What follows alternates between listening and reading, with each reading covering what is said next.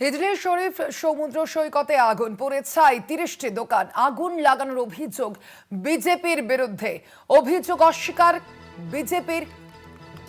হিজলি শরীফ সমুদ্র সৈকতে আগুন লাগার ঘটনা। ফোন লাইনে রয়েছেন প্রতিনিধি সমীরণ সাউ। সমীরণ, ঠিক কিভাবে এই আগুন লাগার ঘটনা, এই মুহূর্তে ঠিক পরিস্থিতি কি রয়েছে, কি অভিযোগ সামনে আসছে?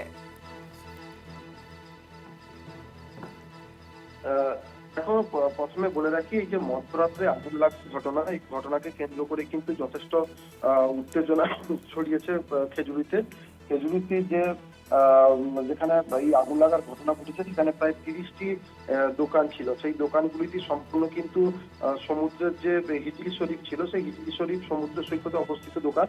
এই দোকানগুলিতে মধ্যরাত্রে আগুন লাগে। আগুন লাগার পর কিন্তু ঘটনাস্থলে দুখানা দমকলের ইঞ্জিন এসে পৌঁছায়। তারপর কয়েক ঘন্টার চেষ্টায় সে আগুন নিয়ন্ত্রণে আনে। যেটা আমরা প্রাথমিকভাবে খবর পেয়েছি, প্রায় 10 লক্ষাধিক টাকার ক্ষয়ক্ষতি হয়েছে। কিন্তু এই আগুন লাগার ঘটনায় বিজেপির পক্ষ থেকে জানানো হচ্ছে যে তারা কোনোভাবে এই ধরনের ঘটনায় যুক্ত নয়। তবে তৃণমূলের যে অভিযোগ রয়েছে, তৃণমূলের পক্ষ থেকে অভিযোগ করা হচ্ছে যে বিজেপি আশ্রিত দুষ্কৃতীরা এই ধরনের ঘটনা ঘটিয়েছে। তবে আমরা এই বিষয়ে যখন তালপাটি কোস্টাল থানার আধিকারিকের সঙ্গে যোগাযোগ করি, তিনারা জানান যে এ বিষয়ে এখনো পর্যন্ত কোনো লিখিত অভিযোগ পাওয়া যায়নি। তবে পুলিশের প্রাথমিক অনুমান যে শর্ট সার্কিটের কারণে এমন ঘটনা ঘটেছে। তবে এই নিয়ে পুলিশ কিন্তু তদন্ত করছে। তবে এই ঘটনা এখনো পর্যন্ত কাউকে আটক কিংবা গ্রেপ্তার করা হয়নি।